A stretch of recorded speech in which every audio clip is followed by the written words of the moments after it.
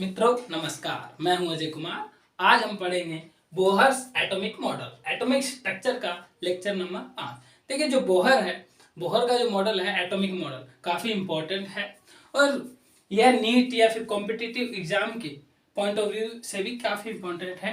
इससे जो है न्यूमेरिकल पार्ट इसमें है, इनसे न्यूमेरिकल काफ़ी आते हैं। देखिए बोहर की बात करें तो नील्स बोहर ने क्या किया, रदरफोर्ड का जो न्यूक्लियस कॉन्सेप्ट था, रदरफोर्ड का जो एटॉमिक मॉडल था जिसमें न्यूक्लियस का कॉन्सेप्ट दिया गया था, उसको भी बेस माना।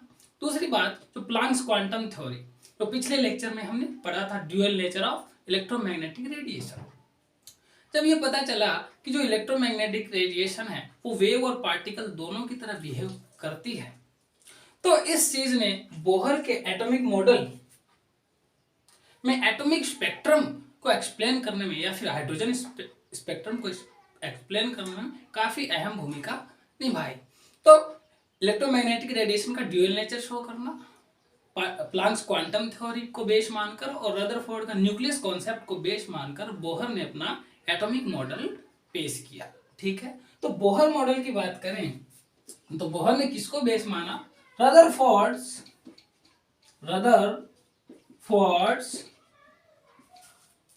Nucleus concept. रदरफोर्ड का न्यूक्लियस कॉन्सेप्ट क्या है कि एटम है, एटम के सेंटर के अंदर क्या है, एक पॉजिटिवली चार्ज डेंस पार्ट है जिसके अंदर उसका पूरा का पूरा मास और पूरा का पूरा पॉजिटिव चार्ज क्या है, सेंटर्ड है, उसे न्यूक्लियस कहते हैं। यही तो न्यूक्लियस कॉन्सेप्ट है।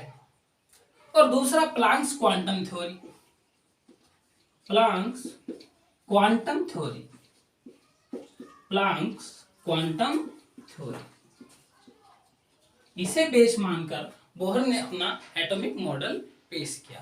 तो चलिए बोहर मॉडल के जो पोस्टुलेट्स हैं, जो पॉइंट्स हैं, एक एक करके हम डिस्कस करते हैं। रदरफोर्ड के न्यूक्लियस कॉन्सेप्ट और प्लांक की क्वांटम थ्योरी को बेस मानकर बोहर ने अपना एटॉमिक मॉडल पेश किया। तो इसका जो पहला पोस्टुलेट है, तो मैं हेडिंग डाल देता हूं, यहाँ पर ये मिटा देता हूं, थोड़ा जगह बन जाती है। ठीक है, तो हम यहाँ हेडिंग डाल लेते हैं, postulates of Bohr's model, atomic model. ठीक है, postulates of Bohr's atomic model. तो पहला जो पोस्टुलेट है इसका, इसने भी यही कहा कि एटम के सेंटर में एक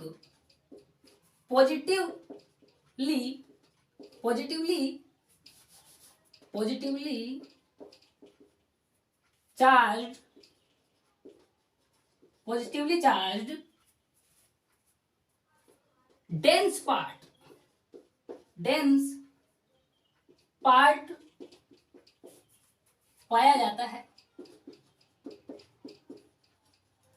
जिसे क्या बोलते हैं हम, न्यूक्लियस कहते हैं, जिसे न्यूक्लियस कहते हैं।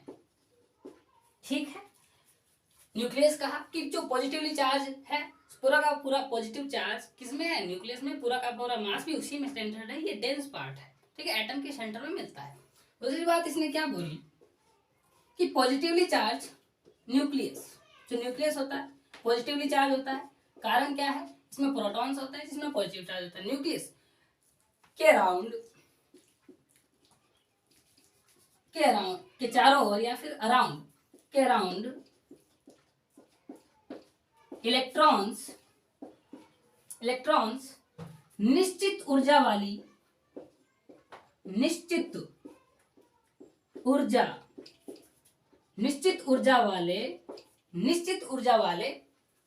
सर्कुलर पैथवे, वर्ताकार पथों पर गति करते हैं, गमन करते हैं, मतलब मूवमेंट करते हैं।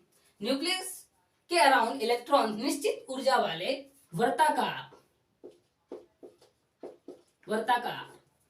पथों पर, सर्कुलर ऑर्बिट्स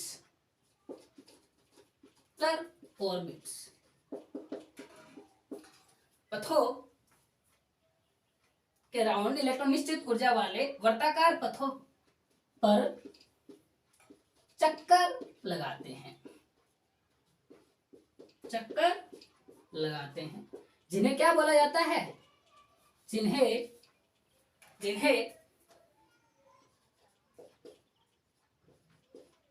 सेल, कोश या फिर कक्षा कहते हैं। क्या बोला कि न्यूक्लियस के अराउंड पॉजिटिवली चार्ज न्यूक्लियस के अराउंड इलेक्ट्रॉन जो होते हैं निश्चित ऊर्जा वाले सर्कुलर पैथवे पर क्या काटते हैं, चक्कर काटते हैं, निश्चित ऊर्जा वाले, जिनको कक्षा कहते हैं। मतलब न्यूक्लियस के अराउंड जो इलेक्ट्रॉन होते हैं कक्षा में क्या करते हैं, चक्कर लगाते हैं, इलेक्ट्रॉन कक्षा में घूमते हैं। ठीक है, कक्षा में इलेक्ट्रॉन घूमते हैं। ठीक है, तो ये बात बताई। और इन सेल या कक्षा को क्या बोलते हैं, ये निश्चित ऊर्जा के पथ बने हुए हैं। जिस प्रकार सूर्य के चारों ओर ग्रह चक्कर लगाते हैं, अपनी अपनी कक्षाओं में चक्कर काटते हैं निश्चित पथों पर, उसी प्रकार इलेक्ट्रॉन जो है न्यूक्लियस के अराउंड निश्चित पथ बने हुए हैं, सर्कुलर पथ बने हुए हैं, वर्ताकार पथ बने हुए हैं। उन्हीं कक्षाओं में इलेक्ट्रॉन चक्कर काट सकता है। रदरफोर्ड ये बात नहीं बता पाए थे। रदरफोर्ड ने कहा कि न्यूक्लियस के अराउंड इलेक्ट्रॉन चक्कर काटते हैं, अब कहाँ चक्कर काटते हैं ये बात नहीं बता पाए थे। ठीक है, ये दो पोस्टुलेट्स आपने लिख लिए, ये ऊपर वाला मिटा देता हूं मैं। ठीक है, कक्षा में इलेक्ट्रॉन कक्षा। और इन सेल्स को क्या बोला जाता है, इन सेल्स को हम स्टेशनरी एनर्जी लेवल्स भी कह सकते हैं,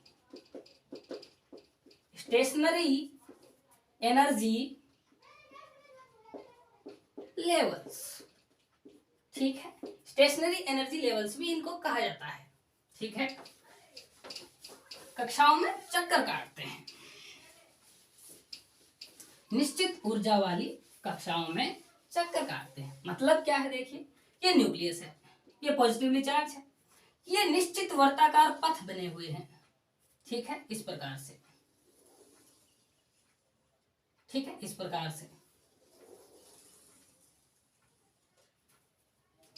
से जो है सर्कुलर पैथ बने हुए हैं। ठीक है, सर्कुलर मानी थोड़ा सा तो गलत बन गया थोड़ा। ठीक है, इस प्रकार से इलेक्ट्रॉन या तो इस कक्षा में चक्कर काटेगा, या फिर इस कक्षा में, या फिर इस कक्षा में। ये पैथवे बने हुए हैं, इलेक्ट्रॉन सिर्फ यहीं चक्कर लगाएगा। ऐसा नहीं है कि इनके बीच में कहीं इलेक्ट्रॉन चक्कर लगाता मिलेगा, ऐसा नहीं है। या तो इस एनर्जी लेवल में, इसको क्या बोलते हैं, सेल, कोश या कक्षा पहनने वाला कक्षा में इलेक्ट्रॉन घूम रहे हैं। ठीक है, इसको क्या बोलते हैं, सेल। ठीक है, ये पहली कक्षा, ये दूसरी कक्षा और ये तीसरी कक्षा। या तो इलेक्ट्रॉन यहां घूमेंगे, या फिर इलेक्ट्रॉन यहां घूमेंगे, या फिर इलेक्ट्रॉन यहां घूमेंगे। ऐसा नहीं होगा कि इलेक्ट्रॉन इन दोनों कक्षाओं के बीच के स्थान में कहीं आपको यहां पर घूमते मिल जाए, ऐसा नहीं हो सकता। ठीक है, तो और एक और बात कही रदरफोर्ड, बोहर ने क्या कहा कि इन स्टेशनरी एनर्जी लेवल या फिर सेल्स, या फिर जिन्हें हम कक्षाएं कहते हैं, कक्षाओं में जब इलेक्ट्रॉन है, चार्ज पार्टिकल है, कक्षाओं में चक्कर लगाते हुए इलेक्ट्रॉन जो है ना तो एनर्जी को इमिट करता है और ना ही गेन करता है। इस बात को आप नोट करना, वास्तव में इलेक्ट्रॉन एनर्जी गेन भी करता है और इमिट भी करता है, लेकिन कैसे करता है वो मैं आगे बताऊंगा। ठीक है, तो ये बात कहा। मैक्सवेल ने क्या बोला था कि जब चार्ज पार्टिकल एक्सीलरेट हो, सर्कुलर पैथवे में गति करेगा, तो वो इलेक्ट्रोमैग्नेटिक रेडिएशंस के रूप में, इलेक्ट्रोमैग्नेटिक वेव के रूप में एनर्जी को इमिट करेगा, तो उसकी एनर्जी लगातार कम होती जाएगी और लास्ट में वो जाकर क्या, न्यूक्लियस में धंस जाएगा। रदरफोर्ड ये बात मैक्सवेल के लॉ ऑफ इलेक्ट्रोडायनामिक्स को नहीं समझा पाए थे, लेकिन नील्स बोहर ने क्या कहा, मैक्सवेल भाई साहब, आपका जो लॉ ऑफ इलेक्ट्रोडायनामिक्स है वो एटम पर लागू नहीं होता, और कहीं लागू होता होगा, इलेक्ट्रॉन्स पर, और एटम पर आपका लॉ ऑफ इलेक्ट्रोडायनामिक्स लागू नहीं होता। इलेक्ट्रॉन इन निश्चित ऊर्जा वाली कक्षाओं में चक्कर लगाते हुए एनर्जी इमिट नहीं करते। इस प्रकार से नील्स बोहर ने क्या किया, एटम की स्टेबिलिटी को क्लियर कर दिया, जो कि रदरफोर्ड नहीं कर पाए थे। ठीक है, इस प्रकार ये पहली कक्षा, इसको मैं पहली कक्षा कह देता हूं, n=3। पहली कक्षा को नाम दिया गया है k, तीसरी को l, दूसरी को l, तीसरी को m, और चौथी कक्षा अगर यहाँ है तो उसे n नाम दिया गया है, KLMN। इस प्रकार से निश्चित ऊर्जा वाली इलेक्ट्रॉन या तो यहाँ चक्कर काटेगा या फिर यहाँ, इन दोनों के बीच में कहीं इलेक्ट्रॉन आपको चक्कर काटते हुए नहीं मिल सकता। इलेक्ट्रॉन या तो यहाँ चक्कर काटेगा या फिर यहाँ चक्कर काटेगा। एक पैथ बने हुए हैं, निश्चित वर्ताकार पथ बने हुए हैं, इलेक्ट्रॉन वहीं चक्कर काटता हुआ मिलेगा। इनके बीच में कहीं आपको इलेक्ट्रॉन चक्कर काटते हुए नहीं मिलेगा। ठीक है, ये बात थी। और इस प्रकार इन्होंने एटम की स्टेबिलिटी को क्लियर किया कि इलेक्ट्रॉन जो है इन निश्चित ऊर्जा वाली वर्ताकार कक्षाओं में चक्कर लगाते हुए कोई एनर्जी इमिट नहीं करते। मैक्सवेल का जो लॉ है वो एटम पर लागू नहीं होता। ठीक है, ठीक है, इन्होंने ऐसी बात बताई। तीसरी बात इन्होंने क्या कहा, इलेक्ट्रॉन सिर्फ उन्हीं सेल्स या स्टेशनरी एनर्जी लेवल्स में चक्कर लगाते हैं जिनमें उनका एंगुलर मोमेंटम h/2 का इंटीग्रल मल्टीपल हो। ठीक है, तो क्या बोला इन्होंने, क्या बोला, इलेक्ट्रॉन उन्हीं कक्षाओं में, उन्हीं सेल्स में चक्कर लगाते हैं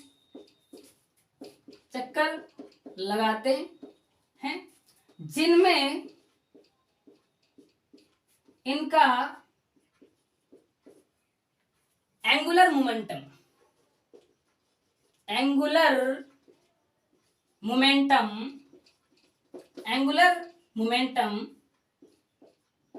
इस प्रकार इसको डिनोट करते हैं, एंगुलर मोमेंटम h/2 का मल्टीपल इंटीग्रल हो।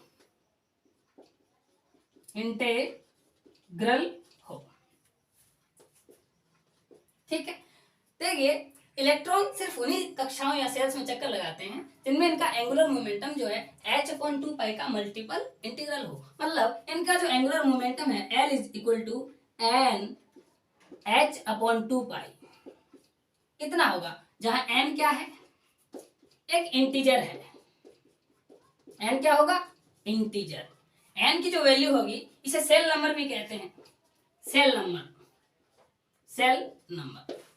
n की जो वैल्यू होगी या तो 1 होगी या 2 होगी या 3 होगी या 4 होगी या 5 होगी या 6 होगी या 7 होगी, इस प्रकार होगी।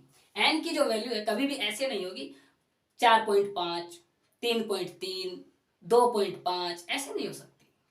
इंटीजर होगा, n का जो वैल्यू होगा सदैव इंटीजर होगा। 1 हो सकता है, 2 हो सकता है।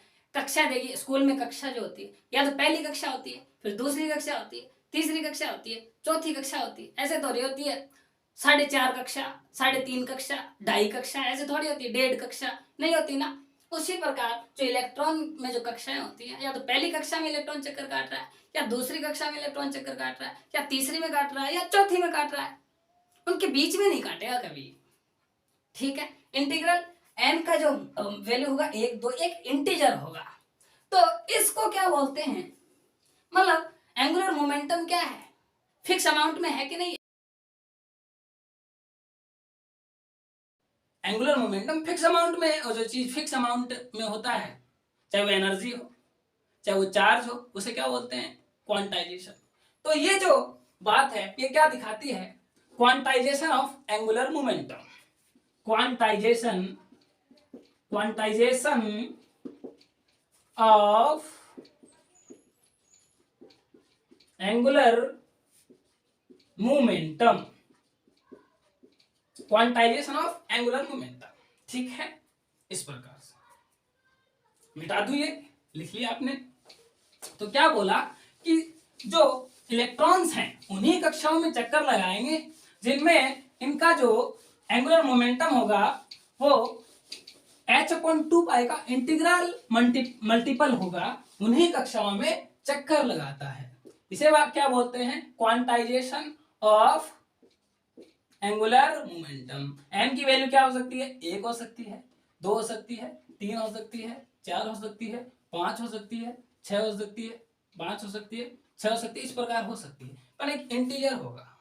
ठीक है, तो ऐसा अगर हम n की वैल्यू रख के देखें तो इलेक्ट्रॉन सिर्फ उन्हीं कक्षाओं में चक्कर काटेगा। अगर हम n की वैल्यू 1 रखें तो 1 × h/2 जहां इसका एंगुलर मोमेंटम h/2 हो, वहां चक्कर काटेगा। अगर हम n की वैल्यू 2 रख के देखें 2h/2 ठीक है।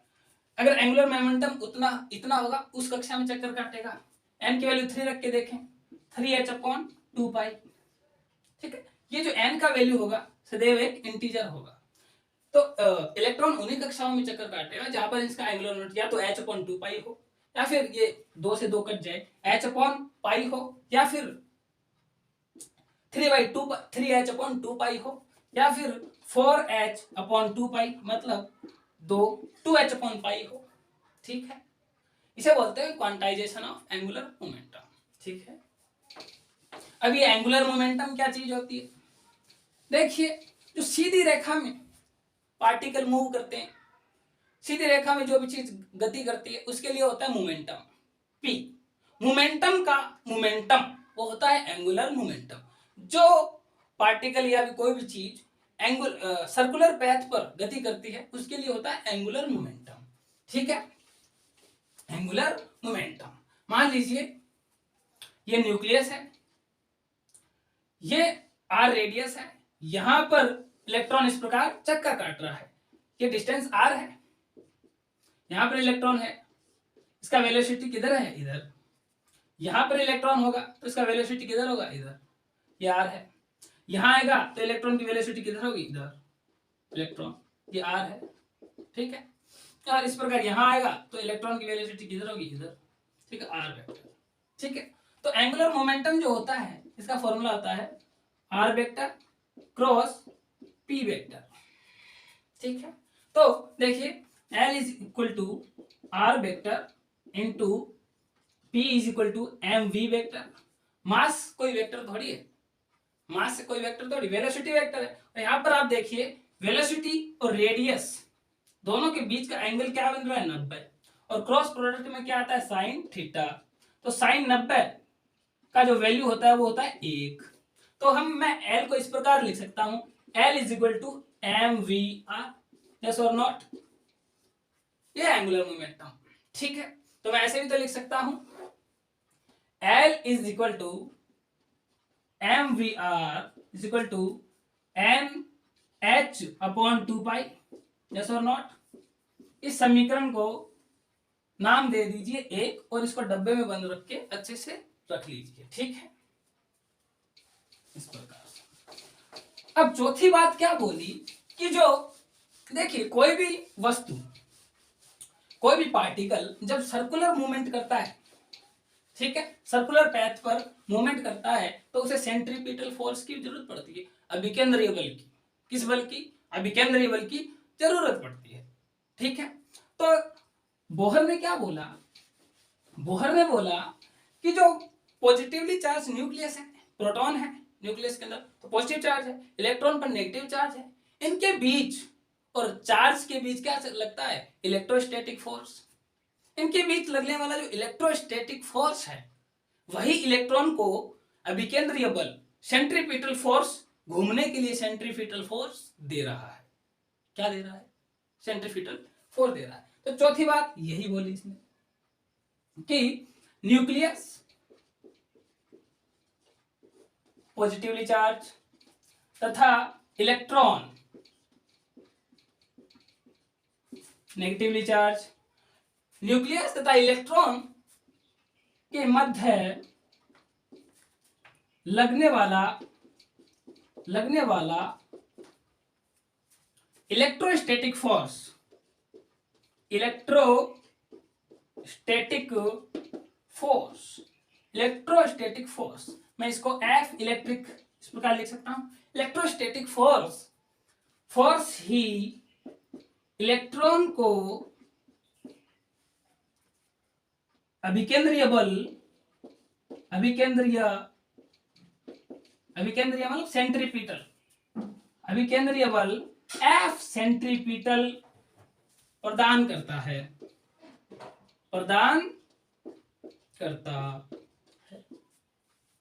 क्या बोला कि जो न्यूक्लियस है पॉजिटिवली चार्ज न्यूक्लियस है और जो इलेक्ट्रॉन है नेगेटिवली चार्ज है, इनके मध्य जो इलेक्ट्रोस्टैटिक फोर्स लग रहा है वही इसको सेंट्रीपिटल फोर्स दे रहा है सर्कुलर पैथ पर गति करने के लिए। देखिए जो सेंट्रीपिटल फोर्स होता है उसका फॉर्मूला होता है Fc सेंट्रीपिटल। जब कोई वस्तु या पार्टिकल सर्कुलर पैथ पर मूवमेंट गति कर रही हो तो उसे सेंट्रीफ्यूगल फोर्स की क्या रहती है, जरूरत रहती है। और यहाँ वो सेंट्रीफ्यूगल फोर्स कौन दे रहा है, इलेक्ट्रोस्टैटिक फोर्स। न्यूक्लियस और इलेक्ट्रॉन के मध्य लगने वाला इलेक्ट्रोस्टैटिक फोर्स ही सेंट्रीफ्यूगल फोर्स प्रदान कर। इसका फॉर्मूला होता है mv² r। ठीक है, mv² r मतलब कोई ये मान लीजिए पॉइंट है, ये सर्कुलर पैथवे है, ये रेडियस है, ठीक है। कोई m मास का पार्टिकल v वेग से अगर गति कर रहा है, v अगर गति कर रहा है v चाल से, तो उसके लिए जो f सेंट्रीफ्यूगल होगा mv² r होगा। ठीक है, ठीक है, ये होता है। और जो f इलेक्ट्रोस्टैटिक होता है, मान लीजिए दो चार्ज है Q1 और Q2, ठीक है, ये इनके बीच की डिस्टेंस कितनी है r।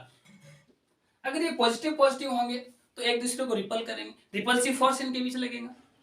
या नेगेटिव नेगेटिव होंगे तो भी रिपल्सिव फोर्स लगेगा, लेकिन पॉजिटिव और नेगेटिव हो तो इनके बीच क्या लगेगा, अट्रैक्टिव फोर्स लगेगा। ये तो मैंने आपको कई बार बताया, आपको पता होगा, 11वीं में आप हो गए हैं। तो इनके बीच लगने वाला जो F इलेक्ट्रोस्टैटिक है वो होगा F electrostatic is equal to K Q1 Q2 upon r², जहां K क्या है, एक कांस्टेंट है। K क्या है, एक कांस्टेंट है। ये बात समझ में आई, ये होता है। ठीक है, मिटा दो ऊपर वाला, लिखते रहिए अभी।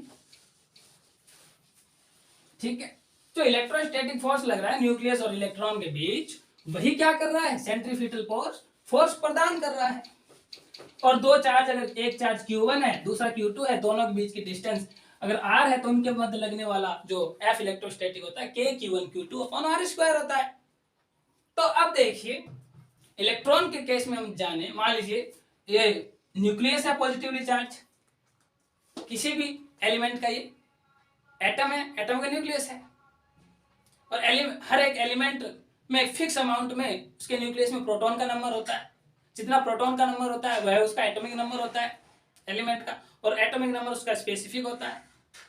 और प्रोटॉन के नंबर से ही बाहर क्या है, इलेक्ट्रॉन्स का नंबर डिसाइड होता है, इलेक्ट्रॉनिक कॉन्फ़िगरेशन डिसाइड होता है। और electronic configuration, stable electronic configuration का ही सारा खेल चलता है केमिस्ट्री के अंदर, चलता है कि नहीं चलता। तो मान लीजिए जेड, एटॉमिक नंबर को जेड से मापते हैं। मान लीजिए इसमें जो प्रोटॉन का जो नंबर, इसको थोड़ा बड़ा बना देता हूं ताकि अच्छे से दिख जाए।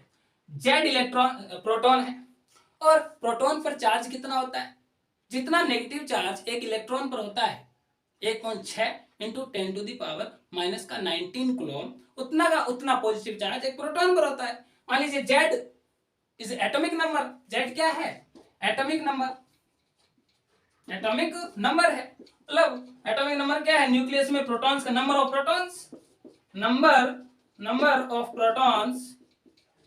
Of protons in nucleus. ठीक है, और इस पर चार्ज कितना, ये संख्या है प्रोटॉनों की, और एक प्रोटॉन पर चार्ज कितना है, इलेक्ट्रॉन के बराबर है, बस वो पॉजिटिव है। मान लीजिए इससे r डिस्टेंस पर यह इलेक्ट्रॉन चक्कर काट रहा है, ये डिस्टेंस क्या है, r है। तो इनके बीच आकर्षण बल लगेगा, अट्रैक्टिव फोर्स लगेगा। तो जो F इलेक्ट्रोस्टैटिक लगेगा, K तो एक कांस्टेंट है, Q1 क्या मान ले हम, ZE। एक बार के लिए हम मैग्नीट्यूड ले लेते हैं, साइन छोड़ देते हैं, हमें पता है ये नेगेटिव है ये पॉजिटिव है, तो इनके बीच कैसा फोर्स है, अट्रैक्टिव फोर्स है। ठीक है, तो इंटू E, डिस्टेंस कितनी है, R है, तो r²। और इसका सेंट्रीफ्यूगल फोर्स कितना होता है, FC कितना होता है, is equal to mv² upon r। तो Fe is equal to FC नहीं होगा क्या, Fe is equal to FC है कि नहीं है, यहां मैं लिख देता हूं Fe is equal to FC, क्योंकि न्यूक्लियस और इलेक्ट्रॉन के बीच जो इलेक्ट्रोस्टैटिक फोर्स लग रहा है वही तो सेंट्रीफ्यूगल फोर्स दे रहा है। तो हम ऐसे नहीं लिख सकते क्या, K ZE² upon r² is equal to mv² upon r। ये लिख दिए समीकरण 2, इसको भी अच्छे से पैक करके आप लिख लीजिए। यह है समीकरण 2, F electrostatic is equal to F centripetal. ठीक है, इससे एक r से एक r गया। ठीक है, इस प्रकार लिख सकते हैं आप। ठीक है। ये सेकंड अपना आ गया, इक्वेशन आ गया, इनका काम आएगा अभी हमें जो है इलेक्ट्रॉन जो जहां चक्कर काट रहा है उसकी रेडियस निकालेंगे, उसका nth सेल में उसका वेलोसिटी क्या है ये निकालेंगे, काइनेटिक एनर्जी निकालेंगे, पोटेंशियल एनर्जी निकालेंगे, टोटल एनर्जी निकालेंगे, तब ये फॉर्मूले काम आएंगे। ठीक है, इनको अच्छे से लिख लीजिए। एक और अच्छी बात क्या है कि एक तो ये चीज हो गई कि इलेक्ट्रॉन सिर्फ उन्हीं कक्षाओं में चक्कर काटता है जिनमें उनका एंगुलर मोमेंटम h/2 पाई का इंटीग्रल मल्टीपल हो, मतलब n का मान क्या होता है, एक इंटीजर होता है। तो इस प्रकार से देखिए मैं एक डायग्राम बना देता हूं। ये पॉजिटिवली चार्ज न्यूक्लियस है, इसमें पॉजिटिव चार्ज न्यूक्लियस है जिसमें न्यूट्रॉन भी है, लेकिन मैंने प्रोटॉन दिखाए। ये पहली कक्षा है, n=1, ये दूसरी कक्षा है, ये तीसरी कक्षा है, ये चौथी कक्षा है। ठीक है, ये n=1, इसको मैंने पहली कक्षा है, इसको k बोला जाता है। n=2, ये दूसरी कक्षा, इसे l से डिनोट करते हैं। n=3, इसे m से डिनोट करते हैं। n=4, इसे कैपिटल N से डिनोट करते हैं। आगे भी अगर कक्षाएं चलती हैं तो चलती हैं। तो ऐसा है कि इलेक्ट्रॉन सिर्फ इन्हीं यहीं पर चक्कर काटता हुआ मिलेगा, या तो इलेक्ट्रॉन इस पथ पर चक्कर काट रहा होगा, या फिर इस पर चक्कर काट रहा होगा, या फिर इस पर चक्कर काट रहा होगा। निश्चित पथ बने हुए हैं, वहीं पर चक्कर काटता मिलेगा। इन दोनों के बीच में यहां आपको इलेक्ट्रॉन नहीं मिल सकता, चक्कर काटता नहीं मिल सकता, या फिर यहां भी नहीं मिल सकता, या तो यहां घूमता मिलेगा या यहां घूमता मिलेगा। ठीक है, समझे मेरी बात। और ये n क्या है, सेल नंबर है। ये पहली कक्षा है, ये दूसरी कक्षा है, ये तीसरी कक्षा है, चौथी कक्षा। या तो इलेक्ट्रॉन पहली कक्षा में घूमे, या दूसरी में घूमे, या तीसरी में घूमे, या चौथी में घूमे, या पांचवी में घूमे, या छठी में घूमे। 5.5, 6.5 स्कूल में कक्षाएं होती है क्या, तो इसमें भी नहीं होती, एटम में भी नहीं होती। और ये इलेक्ट्रॉन इनमें जब चक्कर काटते हैं तो एनर्जी इमिट नहीं करते। मैक्सवेल की बात एटम पर लागू नहीं होती, मैक्सवेल का जो लॉ है इलेक्ट्रोडायनेमिक्स का एटम पर लागू नहीं होता। इस प्रकार एटम की स्टेबिलिटी को बोहर ने समझा दिया। ठीक है, अब जो बात मैंने कही थी, इलेक्ट्रॉन कक्षाओं में, जो निश्चित ऊर्जा वाली कक्षाओं में स्टेशनरी एनर्जी लेवल्स, इनको क्या बोला जाता है, स्टेशनरी। वास्तव में जो एनर्जी होती है ना, वो इलेक्ट्रॉन की नहीं होती, वास्तव में एनर्जी सेल की होती है। सेल या जो कक्षा है, कोश है, इसकी एनर्जी होती है। जिस इलेक्ट्रॉन की एनर्जी पहली कक्षा के बराबर है वो पहली कक्षा में चक्कर काटेगा। जिस इलेक्ट्रॉन की एनर्जी तीसरी कक्षा की ऊर्जा के बराबर है वो तीसरी कक्षा में चक्कर काटेगा। और जिस इलेक्ट्रॉन की एनर्जी चौथी कक्षा की ऊर्जा के बराबर है वो चौथी कक्षा में चक्कर काटेगा। वास्तव में एनर्जी इन सेल्स की होती है, इसीलिए इनको स्टेशनरी एनर्जी लेवल, स्थायी ऊर्जा स्तर कहा जाता है। क्या कहा जाता है, stationary energy levels, stationary energy levels. ठीक है, स्टेशनरी एनर्जी लेवल्स इनको कहा जाता है। ठीक है, ये बात हुई। और इलेक्ट्रॉन जो होंगे ना, देखो इलेक्ट्रॉन को दो कक्षाओं के बीच में घूमना पसंद नहीं है। यहां नहीं घूमेंगे ये, ना यहां घूमेंगे, ना यहां घूमेंगे। ठीक है, इलेक्ट्रॉन जो होते हैं एटम के अंदर, इलेक्ट्रॉन जो होते हैं ना, वो एनर्जी गेन भी करते हैं, लूज भी करते हैं। ठीक है, जो पहले वाली बात मैंने बताई कि स्थायी अपनी कक्षाओं में चक्कर काटते हुए ना तो इलेक्ट्रॉन एनर्जी गेन करते हैं ना ही लूज करते हैं, जबकि ऐसा नहीं है। इलेक्ट्रॉन एनर्जी गेन भी करते हैं और लूज भी करते हैं। लेकिन ये इलेक्ट्रॉन उतनी एनर्जी गेन करेगा, लेगा, जो जितनी एनर्जी इसे यहां तक पहुंचा दे, या फिर इस इलेक्ट्रॉन को वो एनर्जी यहां तक पहुंचा दे। ऐसा नहीं है कि यहां से यहां पहुंचने के लिए मान लो इसे 5 जूल की आवश्यकता है, 5 जूल की आवश्यकता है, तो अगर आप इसे 1 जूल देंगे तो ये नहीं लेगा, 2 जूल देंगे नहीं लेगा, क्योंकि 1 या 2 जूल तो इसको बीच में फंसा देगी और बीच में ये घूम ही नहीं सकता। ठीक है, बीच में ये घूम ही नहीं सकता, तो या तो 5 जूल लेगा वरना लेगा ही नहीं। और मान लीजिए पहली कक्षा से तीसरी कक्षा में जाने के लिए इसे 8 जूल एनर्जी की आवश्यकता है, मान लीजिए एक बार के लिए 8 जूल की। तो मान लीजिए इलेक्ट्रॉन को पहली कक्षा से तीसरी कक्षा में जाने के लिए 8 जूल एनर्जी की आवश्यकता है, तो ये ना तो 7 जूल लेगा ना 6 जूल लेगा, या तो 8 जूल लेगा वरना नहीं लेगा। क्योंकि अगर ये 6 जूल लेगा तो वो बीच में फंसा देगी, इसको बीच में फंसना नहीं चाहता।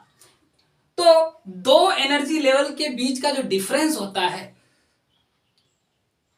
एनर्जी लेवल के जो बीच का एनर्जी डिफरेंस होता है, उतनी ही एनर्जी इलेक्ट्रॉन गेन करता है या फिर लूज करता है। और इलेक्ट्रॉन का लो एनर्जी लेवल से, इलेक्ट्रॉन का लोअर एनर्जी लेवल से हायर एनर्जी लेवल में जंप करना कहलाता है एक्साइटेशन।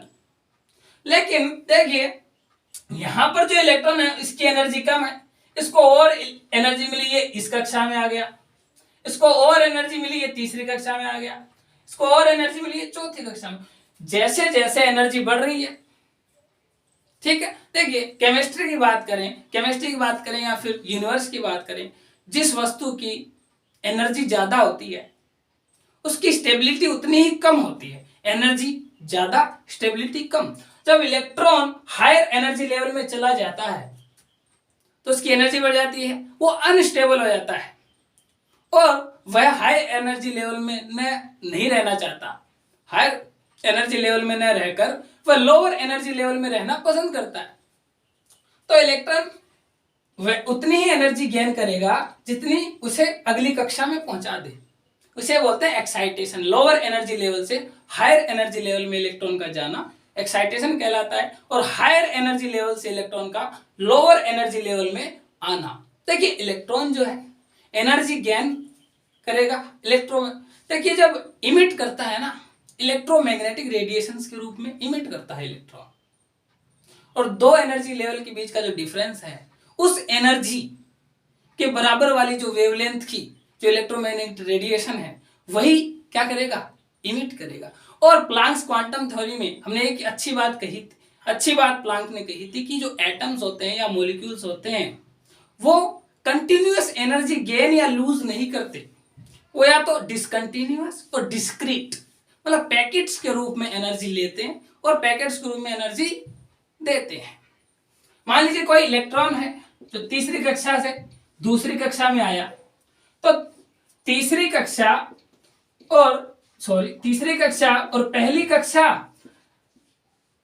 के मध्य जो एनर्जी गैप है, उस एनर्जी वाली इलेक्ट्रोमैग्नेटिक रेडिएशन ये इमिट करेगा, इलेक्ट्रोमैग्नेटिक रेडिएशन के रूप में ये एनर्जी इमिट करते हुए तीसरी कक्षा से पहली कक्षा में आ जाएगा। और जहां तक हो सके इलेक्ट्रॉन लोअर एनर्जी लेवल में रहना पसंद करता है, क्योंकि एनर्जी कम होगी तो स्टेबिलिटी ज्यादा होगी। इसी बात द्वारा बोहर अपना जो एटॉमिक स्पेक्ट्रम, रदरफोर्ड जो नहीं समझा पाए थे एटॉमिक स्पेक्ट्रम या फिर हाइड्रोजन स्पेक्ट्रम, जिसे रेखीय स्पेक्ट्रम भी कहते हैं, लीनियर या डिस्क्रीट या डिसकंटिन्यूअस स्पेक्ट्रम कहते हैं, उसको समझा पाए। इसी कारण ये बात लिख लीजिए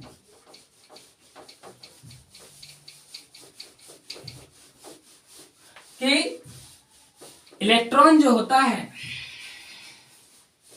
उतनी ही एनर्जी गेन करता है जो उसे अगली कक्षा में हायर एनर्जी लेवल में जंप करा दे। ठीक है, ये जो अगला पॉइंट है कितने नंबर का है, 5 नंबर। इलेक्ट्रॉन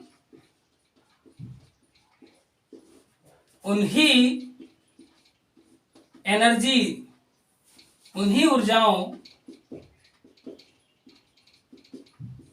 को ग्रहण करता है जो इसे लोअर एनर्जी लेवल से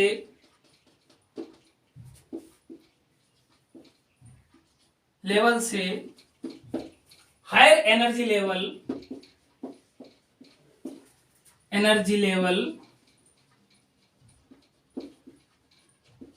में पहुंचा दे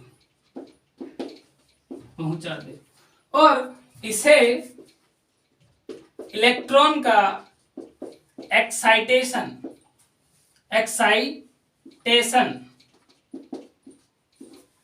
कहते हैं।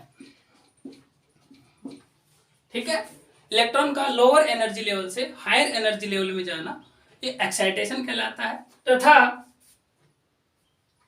इलेक्ट्रॉन का हायर एनर्जी लेवल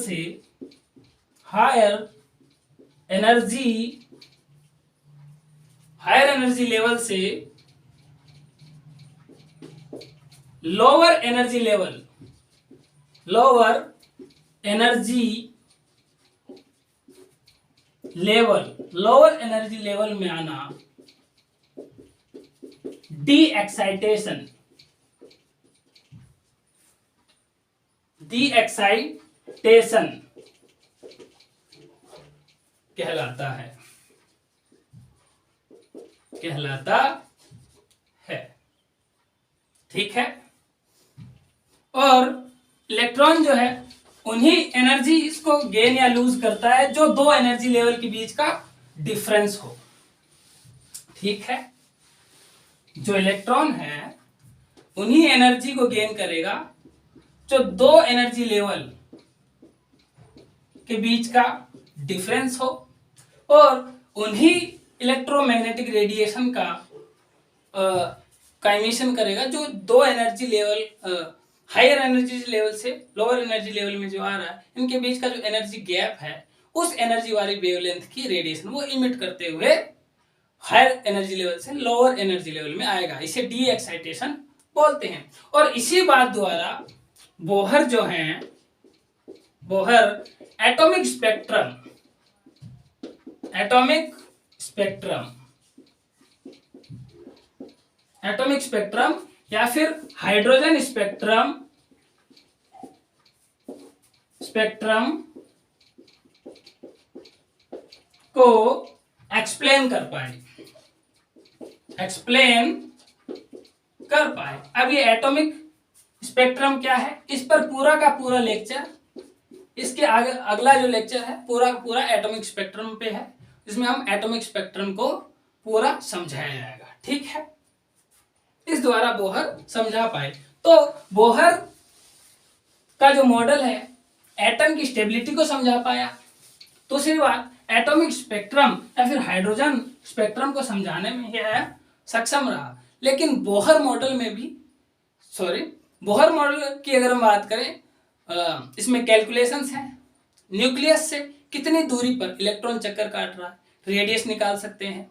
कितनी वेलोसिटी, वेग से चक्कर काट रहा है, उसकी काइनेटिक एनर्जी क्या है, इसकी पोटेंशियल एनर्जी क्या है, और उसकी टोटल एनर्जी कितनी है, ये हम निकाल सकते हैं। तो calculations for radius n shell के लिए, ठीक, रेडियस, वेलोसिटी एन सेल के लिए, kinetic energy, potential energy and total energy for electron,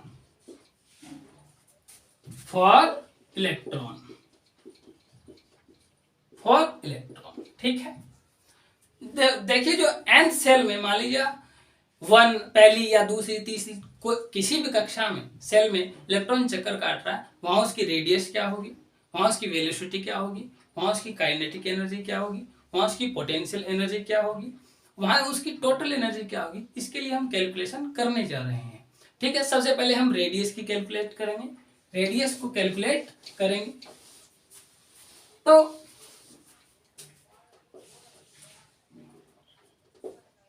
radius of an electron for nth shell, ठीक है। जो दो फॉर्मूले मैंने आपको लिखवाए थे वही इसमें काम आएंगे। एक फॉर्मूला था L is equal to MVR is equal to NH upon 2π। पहला समीकरण ये था। दूसरा समीकरण था F centripetal is equal to F electrostatic. F centripetal is mv square upon R is equal to KZE square upon R square, जहां R से की घात 1 से कट जाता है। इस प्रकार हम इसको समीकरण 2 कह सकते हैं। अब हम क्या करेंगे, समीकरण जो 1 है, इक्वेशन 1 का स्क्वायर करेंगे, समीकरण 1 का स्क्वायर करके उसे 2 से डिवाइड कर देंगे।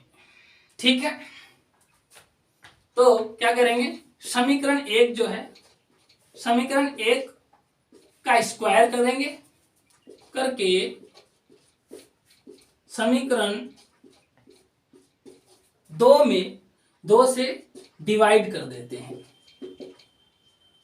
डिवाइड कर देते हैं, करते हैं से डिवाइड करते हैं। डिवाइड करने पर ठीक है, मतलब हमें करना क्या है,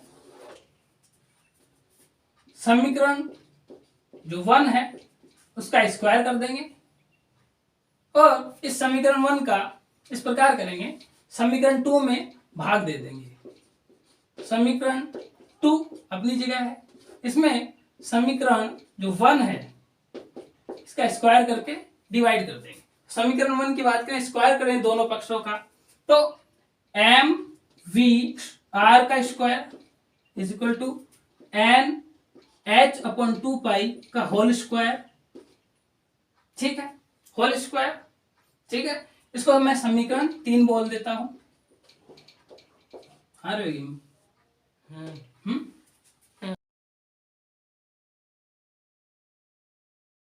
स्क्वायर है, इसका समीकरण 2 में डिवाइड कर देते हैं। तो समीकरण 2 क्या है, M V square is equal to के Z E square upon are.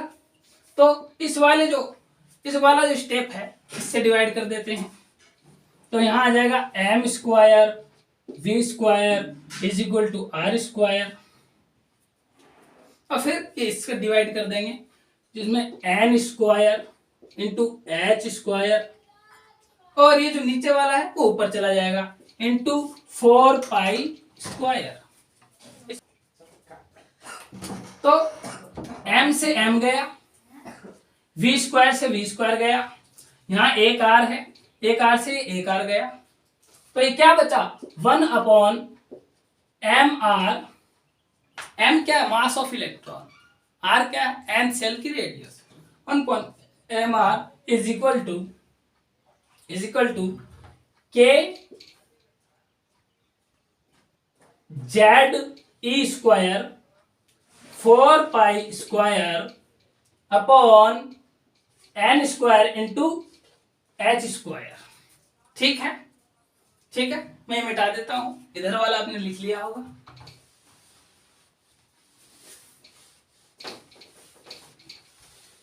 ठीक है, मैं ये लेके आता हूं, तो वहां से अगर हम r की बात करें, आर एन सेल की बात हो रही है, r अगर n की बात करें तो इधर है, उधर मल्टीप्लाई में जाएगा, m अपनी जगह है ही, यहां से क्या निकल आएगा n square into H square ऊपर आ जाएगा। वो जो है z को हम इस n के नीचे ले लेते हैं, इनको एक कोष्टक में ले लेते हैं, क्योंकि और सारे क्या है, और सारी वैल्यू कांस्टेंट है। ठीक है, z आ गया k E square into 4 pi square into m। ठीक है, देखिए सेल नंबर और एटॉमिक नंबर, अलग अलग एलिमेंट्स के लिए एटॉमिक नंबर चेंज होता है। एन सेल की पहली कक्षा हो सकती है, दूसरी कक्षा के लिए रेडियस हो सकती है, तो ये वेरिएबल्स हैं, जबकि ये सारी वैल्यू कांस्टेंट है। ये सारी वैल्यूज क्या है, कांस्टेंट। क्या है, कांस्टेंट। ये सारी वैल्यूज क्या है, कांस्टेंट। जहां h क्या है, प्लांक्स कांस्टेंट, जिसकी कितनी वैल्यू है 6.63 into 10 to the power minus का 34 जूल इंटू सेकेंड।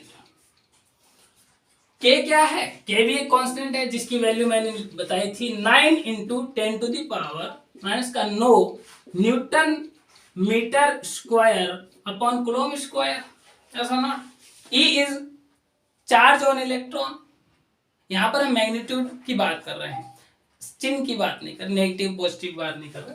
तो इलेक्ट्रॉन पर चार्ज कितना होता है, 1.6 गुना 10 की पावर माइनस 19 कूलम। यहां पर सिर्फ मैग्नीट्यूड की बात हो रही है। पाई फिक्स होता है 3.14। मास of electron, mass of electron आपको पता ही कितना होता है, मास ऑफ इलेक्ट्रॉन कितना होता है 9.1 into 10 to the power minus का 31 kg। ये सारी वैल्यू अगर हम यहाँ पुट कर दें तो लास्ट में जो लास्ट का जो कैप्सूल आता है रेडियस निकालने का एक सिंपल सा फॉर्मूला आएगा, ठीक है, जो आता है सारी कैलकुलेशन करने पर। इधर वाला मैं मिटा देता हूं। आता है ये Rn is equal to 0.53 n square upon z angstrom. Yes or not? Yes. इस फॉर्मूले को डब्बे में बंद कर लीजिए, ठीक है। अभी हम वेलोसिटी का कैलकुलेशन करेंगे,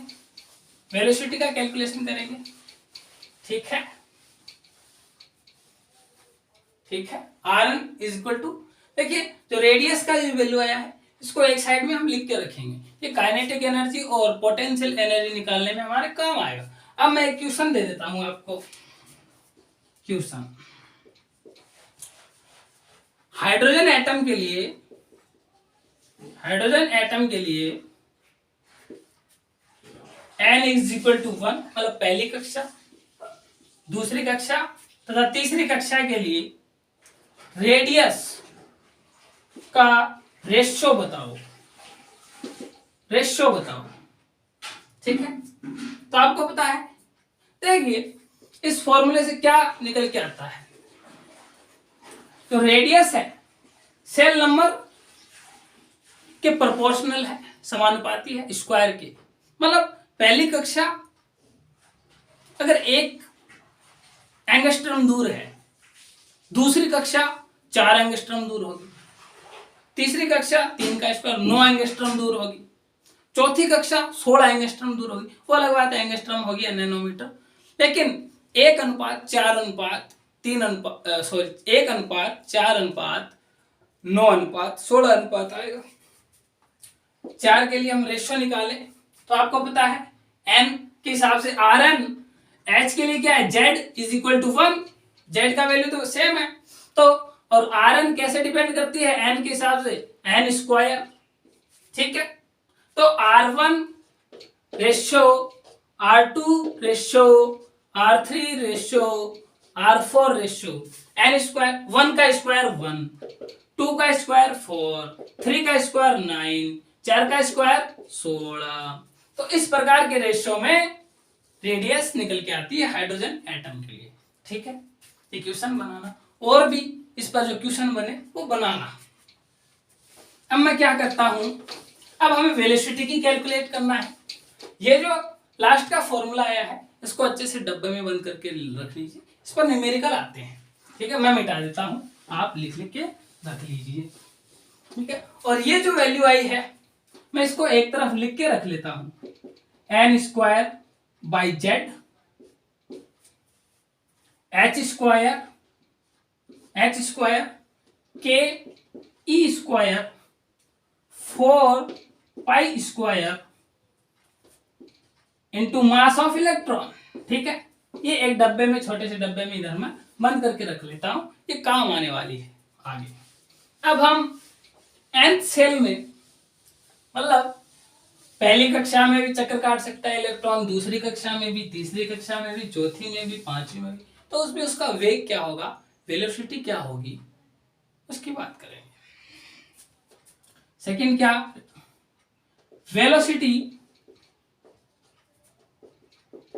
velocity of an electron in nth cell, yes or not? Velocity of an electron in nth cell, ठीक है। तो वही समीकरण जो 2 मैंने लिखवाए थे, एंगुलर मोमेंटम और F centripetal is equal to F electrostatic, वही फॉर्मूले में लिख देता हूं वापस। L is equal to mvr is equal to n h upon 2 pi, yes or not? इसको बोल देते हैं इक्वेशन 1, यस।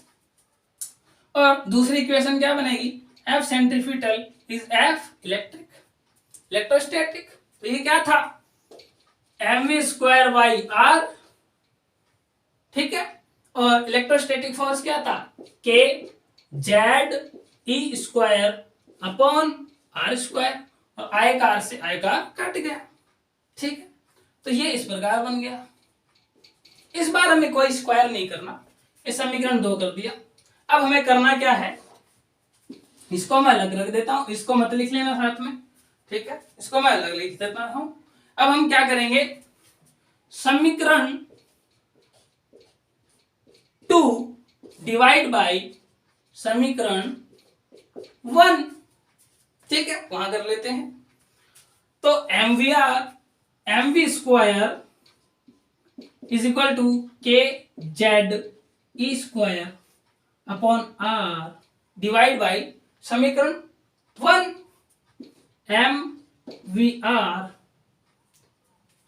इंटू एन यहां पर है h अपॉन 2 पाई, इस प्रकार से लिख दिया मैंने। अब जो कट रहा है उसको काट देते हैं, m से m गया, एक v से एक v गया, एक r से ये वाला r गया, यहां पर ऊपर क्या बचा, v, ठीक है, ठीक है। इधर क्या बचा, k जेड ई स्क्वायर, 2 पाई पलटी मार के ऊपर चला जाता है, तो ये 2 पाई अपने इधर आ गया, बट इधर बचा n इंटू एच। देखो z और n क्या है, वेरिएबल है, ठीक है, तो इसको हम एक तरफ लिख देते हैं, ठीक है, z बाई n, क्योंकि अलग अलग एलिमेंट्स के लिए एटॉमिक नंबर का जो मान है वो अलग अलग है, और सेल नंबर बदल सकता है। पहली कक्षा में वेलोसिटी पूछ सकता है, दूसरी कक्षा में, तीसरी कक्षा में, चौथी कक्षा में, ठीक, पूछ सकता है। तो जो कांस्टेंट वैल्यू है K E square into 2 pi upon H, ये सारी क्या है, कांस्टेंट वैल्यू है, ये सारी क्या है, कांस्टेंट। और जब हम k का वैल्यू मैंने लिखवाया है 9 into 10 to the power minus का 9 न्यूटन मीटर स्क्वायर पर कूलम स्क्वायर। ए की वैल्यू आपको पता है, चार्ज ऑफ इलेक्ट्रॉन 1.6 गुणा 10 की power minus 19 coulomb. 2 pi value बताइए, एच क्या है, प्लांक कांस्टेंट है, जिसकी value 6.63 into 10 to the power minus का 34 जूल इंटू सेकेंड है। जब हम ये रख देते हैं ना, तो v का जो लास्ट फॉर्मूला आता है एकदम मस्त वाला, ठीक है, जिससे क्वेश्चन हमारे सीधे सीधे बन जाएंगे। ये तो लिख लिया होगा, साथ साथ में लिखते जाइए, लिखने का काम जरूरत है। तो वी एन मतलब nth सेल में, कौन सी पहली कक्षा में भी वेलोसिटी हो सकती है, दूसरी में, तीसरी में, चौथी में, ठीक है। V n is equal to 2.18 into 10 to the power 6 z by n metre पर सेकेंड, ये फॉर्मूला आता है लास्ट में, इसको अच्छे से लिख लीजिए। और ये जो फॉर्मूला आया है ये भी लिख लिया होगा आपने। ये जो आर के लिए मैंने लिखा ये मैं मिटा देता हूं, ठीक है। ये वी के लिए जो फॉर्मूला है ये भी हम एक तरफ लिखेंगे, ये काम आएगा, अभी देखना, अभी आगे ये काम आने वाला है, ठीक है। जो वेलोसिटी का जो फॉर्मूला है v n is equal to z by n, z by N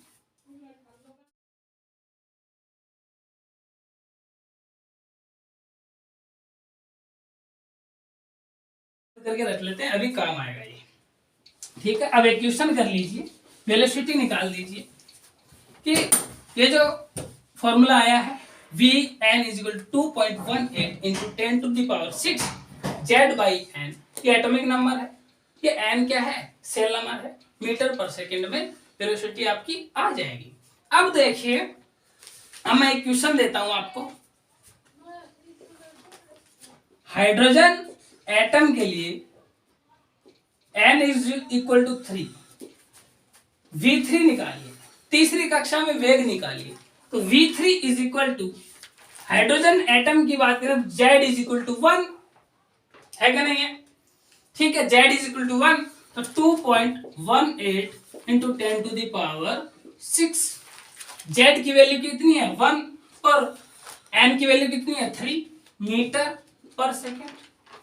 तो 2.18 में मान लीजिए इसको मैं V3 कर देता हूं, 218 बना लेता हूं इसको, और यहां पर 10⁴ रख देता हूं, 373 लगभग V3 आएगा 73 इंटू 10⁴ मीटर पर सेकेंड, है कि नहीं। अगर मैं इस मीटर को किलोमीटर में चेंज कर दूं, अगर मैं इसको किलोमीटर में चेंज कर दूं तो क्या होगा, 1000 का भाग देना पड़ेगा। तो V3 क्या आएगा इज इक्वल टू आएगा 10⁻³ नीचे आएगी तो ये कट जाएगी 73 किलोमीटर पर सेकेंड।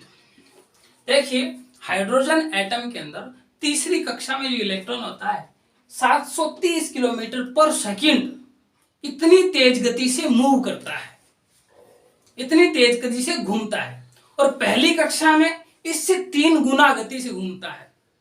ठीक है, क्योंकि अगर हम n की वैल्यू 1 रख दें तो ये 3 से मल्टीप्लाई होगा, तो लगभग 2200 किलोमीटर पर सेकेंड की रफ्तार से इलेक्ट्रॉन गति करता है हाइड्रोजन एटम में पहली कक्षा में। ठीक है, और दूसरी कक्षा में लगभग 1100 किलोमीटर पर सेकेंड की रफ्तार से गति करता है। देखिए एटम के अंदर इलेक्ट्रॉन की गति देखिए कितनी तेज है। ठीक है, ये देखिए फील करिए एक बार, एटम को फील करिए, न्यूक्लियस के अराउंड इलेक्ट्रॉन कितना तेजी से, एटम जो दिखता भी नहीं है, जिसमें न्यूक्लियस भी है, इलेक्ट्रॉन भी है, जो दिखते भी नहीं है, वो कितने रफ्तार से घूम रहे हैं एक एटम के अंदर। ठीक है, तो इस प्रकार वेलोसिटी हम निकाल सकते हैं। एन का वैल्यू आपको दिया हो, एलिमेंट दिया हो, लेकिन बोहर मॉडल की एक कमी रहेगी कि ये सिर्फ सिंगल इलेक्ट्रॉन स्पीसीज हाइड्रोजन जैसे एटम्स पर ही लागू होती है। जटिल परमाणु जैसे नाइट्रोजन, ऑक्सीजन, फ्लोरीन, क्लोरीन, जो जिनमें मल्टी इलेक्ट्रॉन स्पीसीज है, उन पर ये लागू नहीं होता है। ठीक है, अब हम kinetic energy, energies of electron देखिए, energies of electron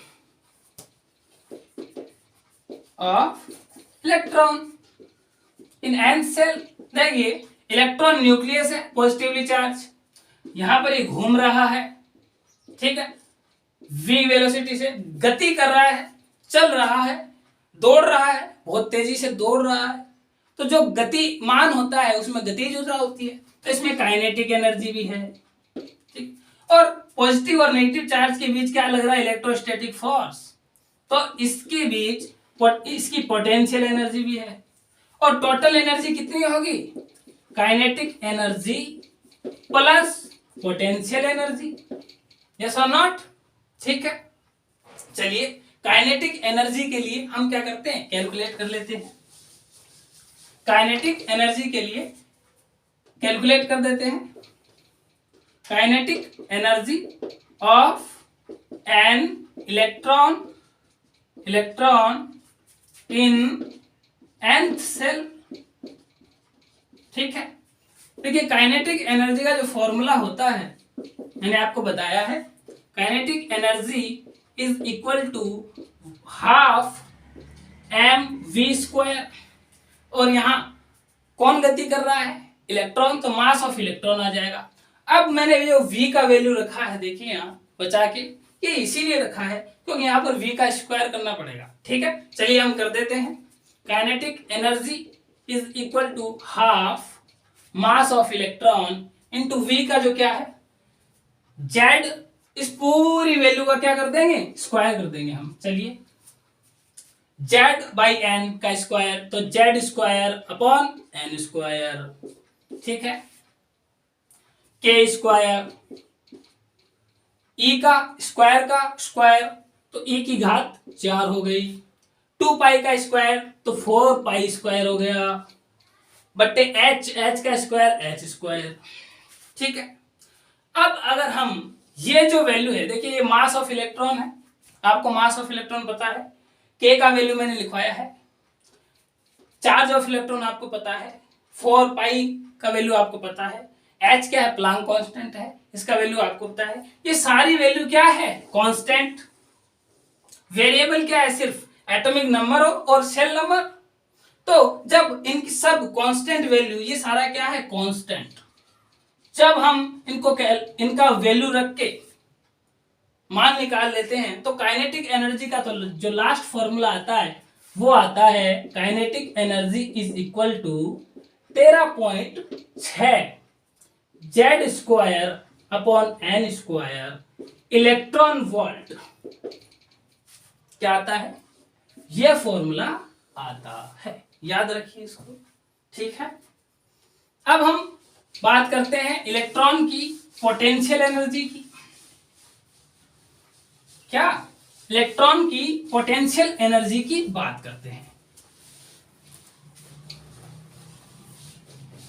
potential energy की बात करते हैं। Potential energy of an electron in nth shell. देखिए, जब दो चार्ज, मान लीजिए Q1 और Q2, इनके बीच की डिस्टेंस r है, तो इनकी जो पोटेंशियल एनर्जी होगी वो होगी K Q1 Q2 by R। ठीक है, देखिए अब मैंने R का वैल्यू बचा के रखा है। Q1 आपको पता है, अगर हम न्यूक्लियस है, यही तो है Ze। जेड का क्या है, एटॉमिक नंबर, मतलब प्रोटॉन्स का नंबर, अलग अलग एलिमेंट्स के लिए अलग। ई का मतलब charge on one electron. Proton पर पॉजिटिव चार्ज होता है, जितना इलेक्ट्रॉन पर होता है नेगेटिव चार्ज, उतना ही ठीक प्रोटॉन पर पॉजिटिव चार्ज होता है।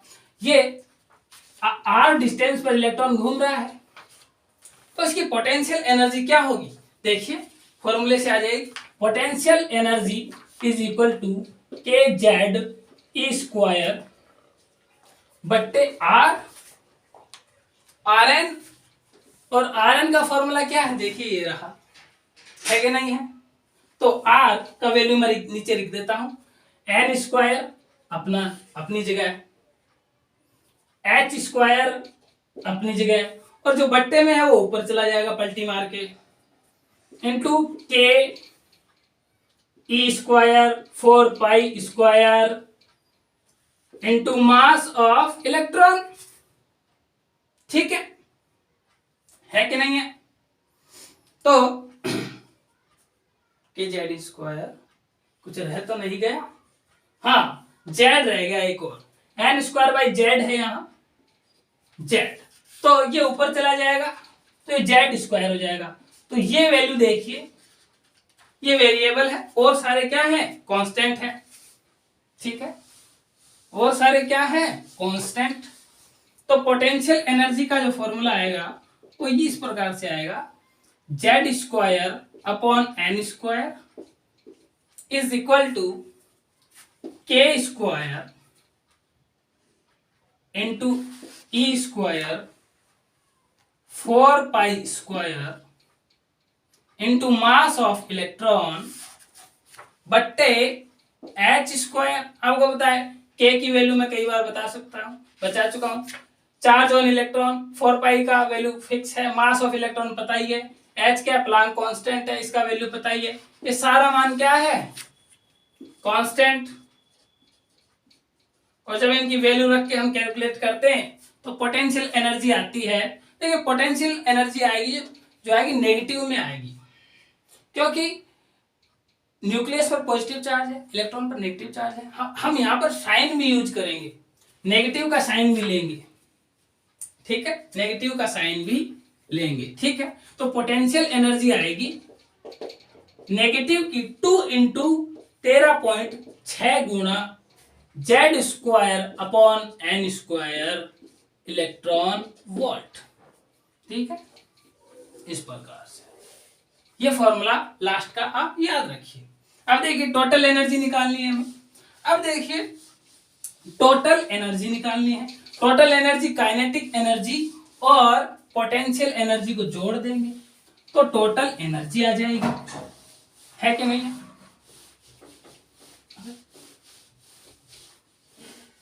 तो total energy of an electron, total energy of an electron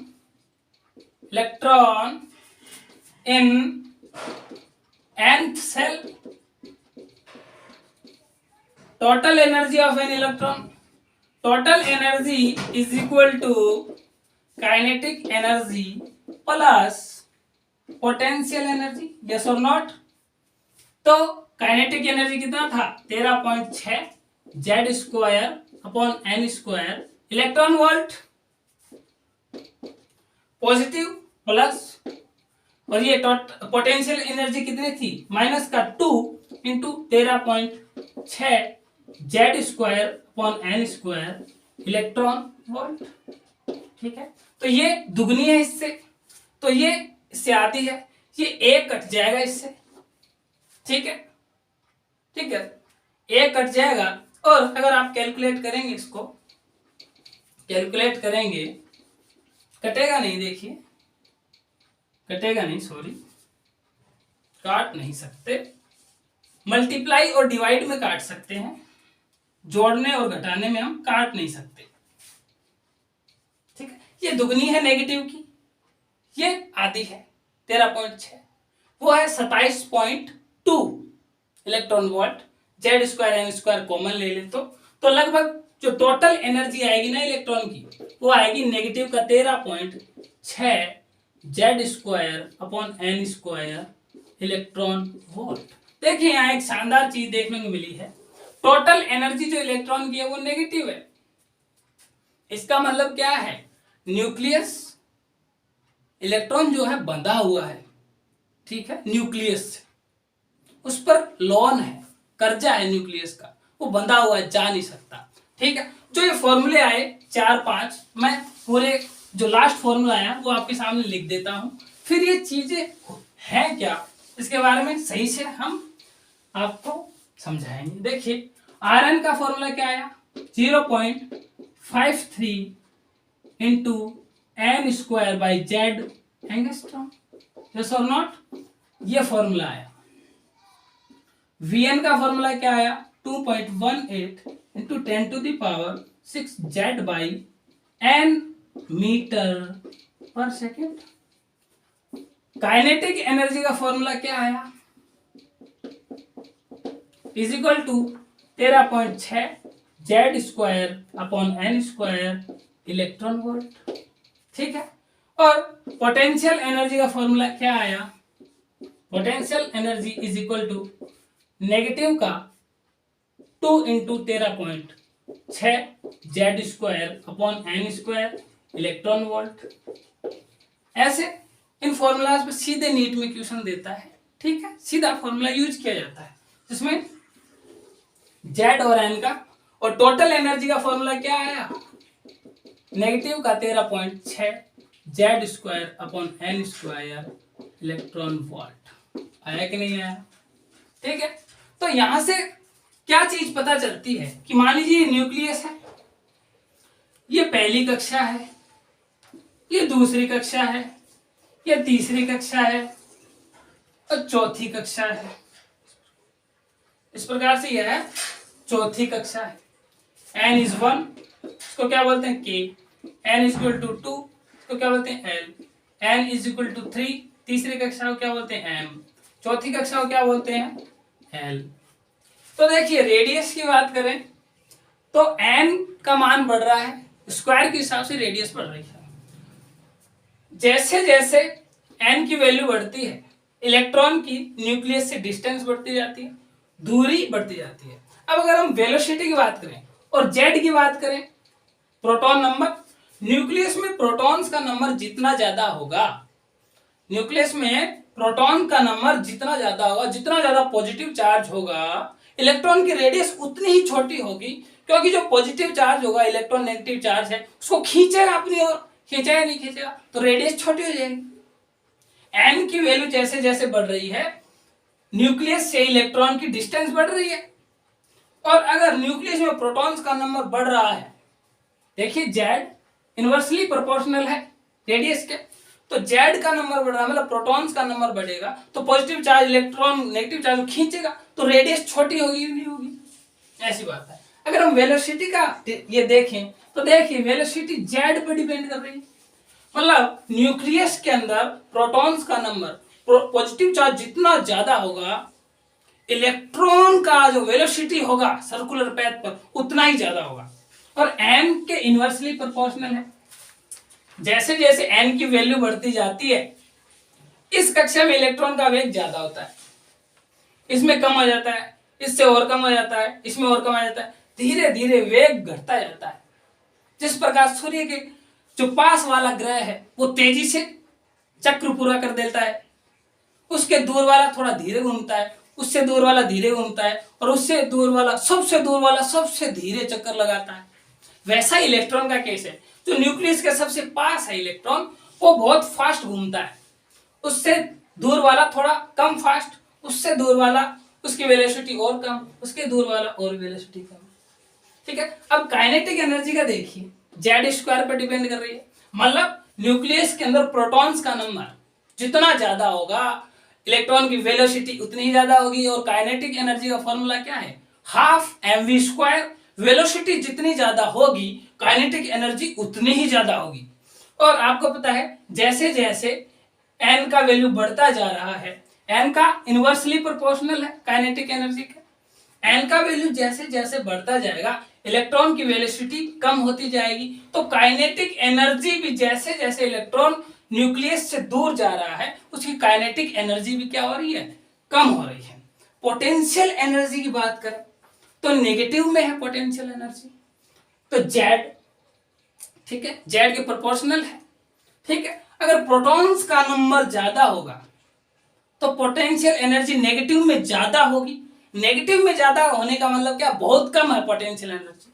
यहाँ पर जो इलेक्ट्रॉन घूम रहा है उसकी पोटेंशियल एनर्जी बहुत कम है, अगली कक्षा में पोटेंशियल एनर्जी ज्यादा है, इस कक्षा में पोटेंशियल एनर्जी और ज्यादा है, इस कक्षा में पोटेंशियल एनर्जी और ज्यादा है, इससे अगली में और ज्यादा, क्योंकि नेगेटिव में कम हो है।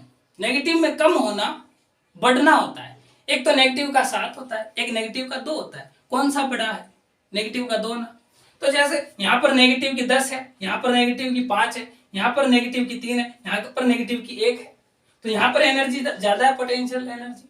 ऐसा ही टोटल एनर्जी के केस में टोटल एनर्जी नेगेटिव है, जेड। प्रोटॉन्स का नंबर जितना ज्यादा होगा न्यूक्लियस के अंदर वह उतनी ही मजबूती से इलेक्ट्रॉन को बांधे रखेगा, उस पर लोन रहेगा, कर्जा रहेगा। ठीक है, मतलब उसकी एनर्जी ज्यादा नेगेटिव में होगी, नेगेटिव में ज्यादा होने का मतलब है तो बहुत कम होगी। जैसे जैसे एन का वैल्यू बढ़ेगा इलेक्ट्रॉन की एनर्जी बढ़ती जाएगी, और अगर हम n is equal to infinite ले लें तो इस केस में उसकी टोटल एनर्जी क्या हो जाती है, 0।